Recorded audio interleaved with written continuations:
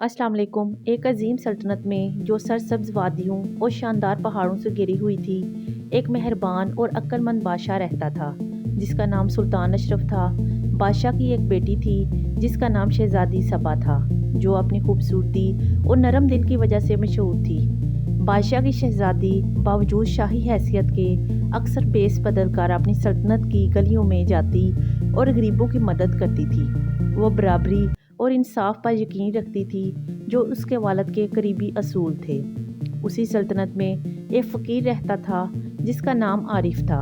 आरिफ कोई आम फ़कीर नहीं था, वो ज़हीन, हाज़र दिमाग और ख्वाबों से भरा हुआ दिल रखता था। ज़िंदगी ने उसे बचपन ही में यतीम कर दिया था और उसे ज़िंदा रहने के लिए भीख मांगने पर मजबूर कर दिया था। एक दिन शहजादी सबा बाजार में बेस बदल कर घूम रही थी जब उसने चौक के करीब शोर सुना। चंद नौजवान आरफ का मजाक उड़ा रहे थे। शहजादी सबा मुतासर होकर बीच में आई और आरफ को सहारा दिया।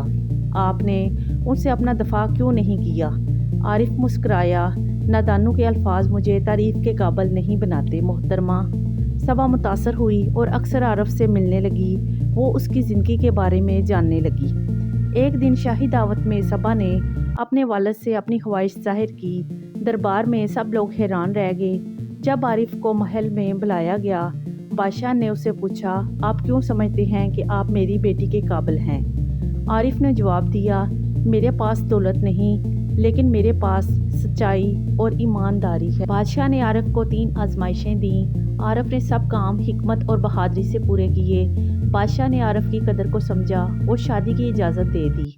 सबा और आरिफ की शादी धूमधाम से की गई। शहजादी सबा और आरिफ ने अपनी रियाया के साथ मोहब्बत और इंसाफ से सल्तनत पर हुकूमत की और इस तरह फ़कीर शहजादा बन गया।